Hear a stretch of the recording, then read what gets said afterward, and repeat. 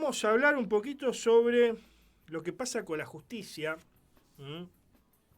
Vamos a hablar un poquito de lo que pasa con la justicia en la provincia de Santa Fe. Pero también vamos a permitirnos reflexionar sobre la misma, sobre la justicia en sí mismo. ¿Por qué? Porque se va a presentar un libro que se llama justamente Justicia y Política. Está editado por la editorial Juris. Y se va a presentar este jueves 7 de noviembre a las 19 horas en el auditorio del Colegio de Abogados de la Ciudad de Rosario, de Boulevard Oroño 1542. El autor de este libro es Gustavo Feldman, abogado penalista, y ya está en contacto con nosotros. ¿Cómo estás, Gustavo? Buenas tardes. ¿Nos escuchás, Gustavo? Bueno, ahí vamos a tratar de corregir el sonido. Gustavo, ¿nos escuchás? Gustavo. Los escucho bien, ¿eh? Ah, ¿Ustedes a mí? perfecto. Sí, ahí te escuchamos. Ahí te escuchamos. Bien. Bueno, vas a presentar este libro, Justicia y Política. ¿De qué trata? Sí. Bueno, precisamente el título ya es un poco indicativo de qué es lo que yo pretendo abordar, porque si uno repara en la dicción, están ambos sustantivos expuestos en minúscula.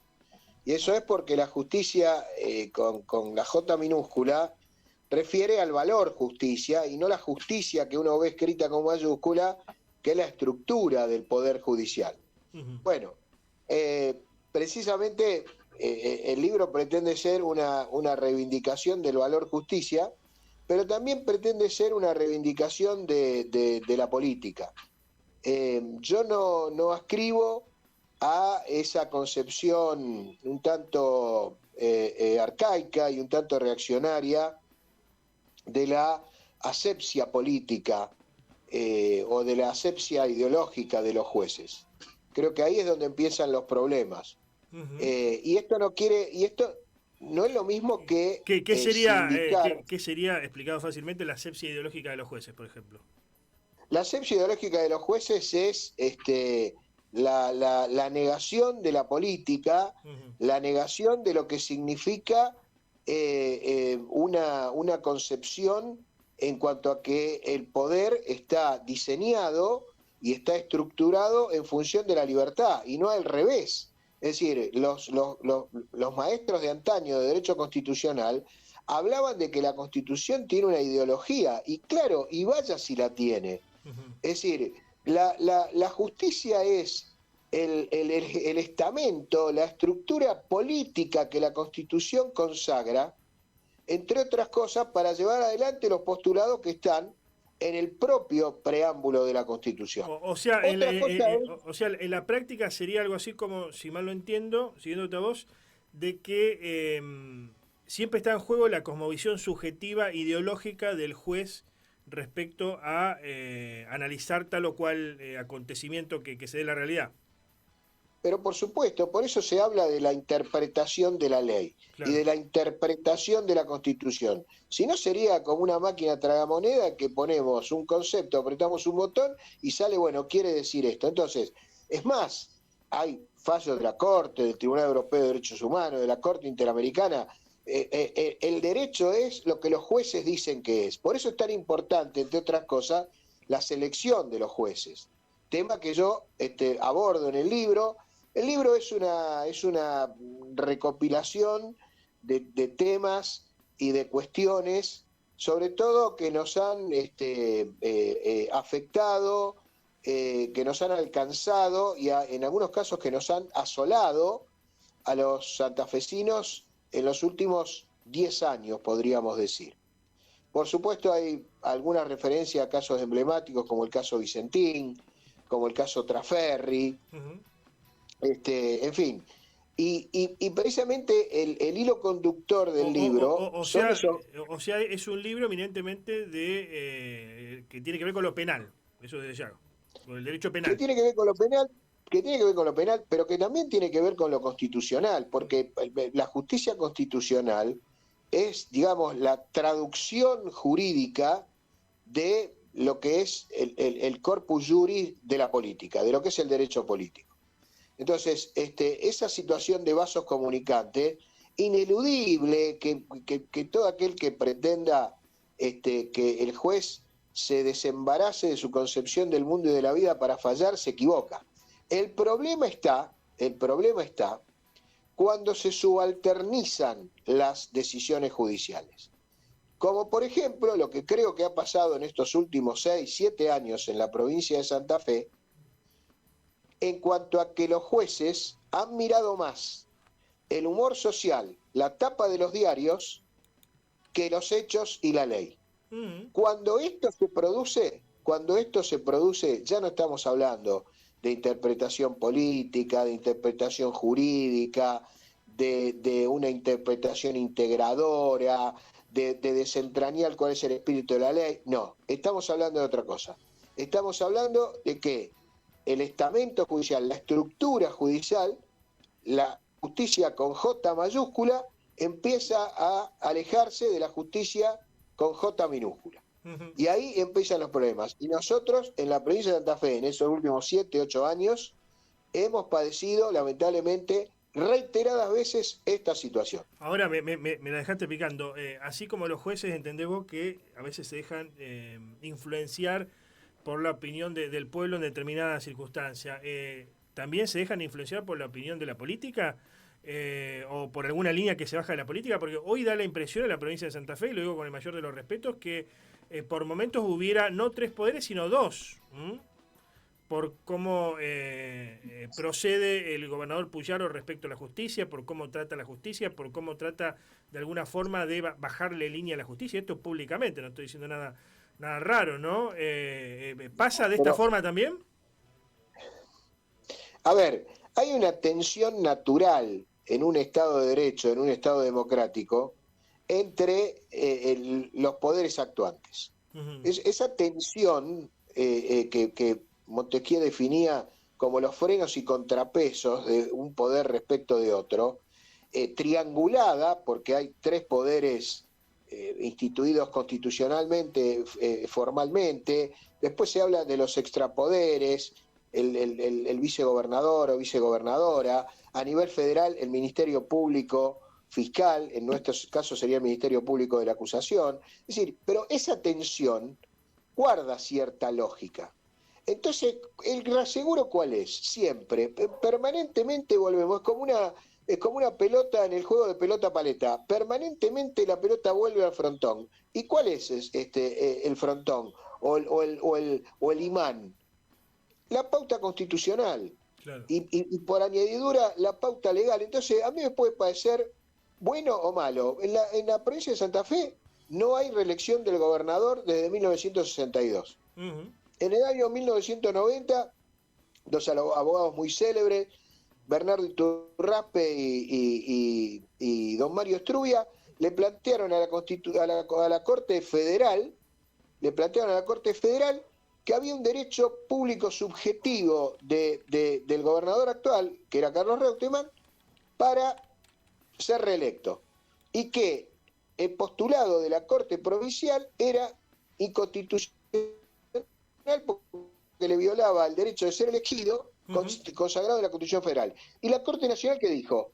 La Corte Nacional dijo, no, momento, espere. Primero hizo todo un raconto, el fallo es interesantísimo, ¿no?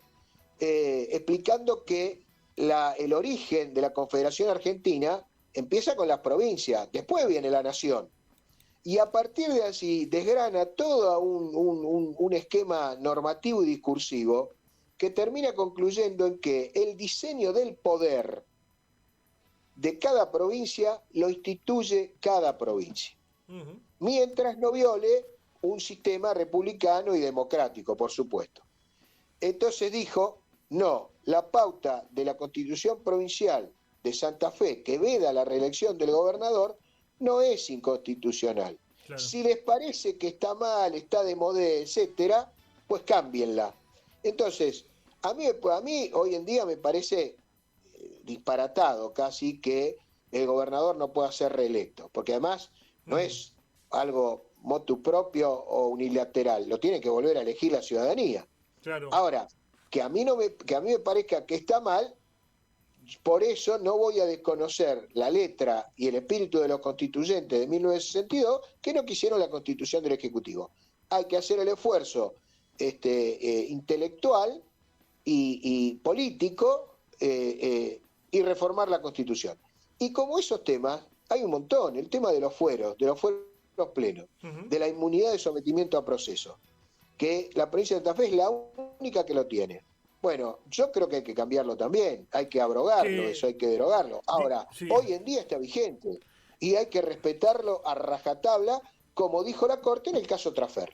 El oficialismo, el de Maximiliano Puyaro, impulse el pliego de funcionarios judiciales que no son probos, digamos, que no tienen las condiciones necesarias como para ocupar esos cargos a los que se postulan, y que quieran modificar la composición de la Corte Suprema y ataque permanentemente a los jueces. ¿Se puede considerar una intromisión de el poder político, digamos, o del Ejecutivo, si uno quiere, sobre lo judicial o no? ¿Gustavo? Bueno, a ver, no, pensé primero que en no cuanto... sí. No, pensé que te habían perdido. Mirá, Sí. Llegué ayer de España. En España, hasta hace 72 horas atrás, que han empezado a vivir una tragedia verdaderamente terrible, como es la Dana, esta suerte de tsunami terrestre. Hasta ese momento, que ya tiene centenares de muertos, pero hasta ese momento había dos temas en los medios españoles. Primero, el fiscal general del Estado imputado penalmente por un juez. Segundo, el novio de la presidenta de la Comunidad de Madrid, lo mismo. Y la esposa del presidente del gobierno, lo mismo. Bien, ¿y qué pasaba? Estaba el debate si el fiscal general del Estado, por el hecho de ser imputado, tenía que cesar en su cargo o no.